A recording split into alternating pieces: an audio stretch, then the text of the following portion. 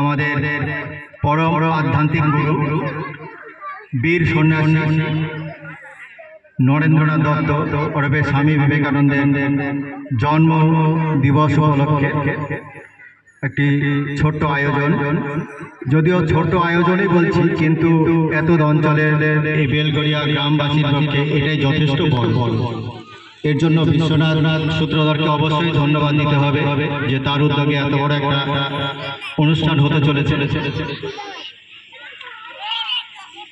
এবার আসি স্বামী বিবেকানন্দ প্রসঙ্গে। এরকম একজন বিশিষ্ট বিখ্যাত বিশ্ববিখ্যাত মহাপুরুষ সম্পর্কে বলার স্পর্ধা শিক্ষা দিক থেকে আমি খুবই নগণ্য, তবু বলতেই হয়, আমাকে বলার জন্য এখানে আহ্বান করা হয়েছে, সম্মান জানানো হয়েছে।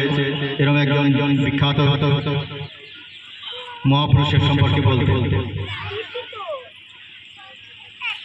1963 ঠিক আজকের দিন 12ই জানুয়ারি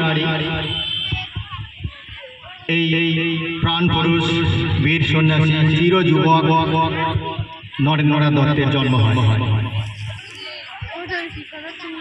এবং তিনি খুব অল্প বয়স থেকে আধ্যাত্মিক জগতে আকৃষ্ট অনুভব করেন এবং অপর এক আধ্যাত্মিক মহাগুরু রামকৃষ্ণ পরমহংসের প্রধান শিষ্যে পরিণত হন।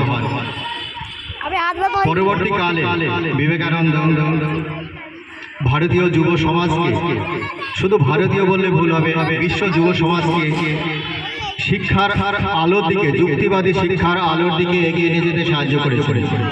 ভারতীয় সমাজ প্রাচীন যুগ থেকে বর্তমান সময় পর্যন্ত আমরা যে জাতপাত, উঁচু নিচু, ধনী গরিবের বিভেদ সৃষ্টি করেছি, তিনি সেটা মানতেন না। তিনি কোনোদিনই কোনো জাতিগত শ্রেষ্ঠত্বের দিক থেকে কাউকে বিচার করেননি। তিনি সবাইকে সমান চোখে দেখেছেন। তার কাছে কোনো কাস্টিজম, অর্থাৎ এসসি এসটি ওবিসি আমরা যাই বলি না কেন, এইভাবে কাউকে নিচু চোখে দেখেননি।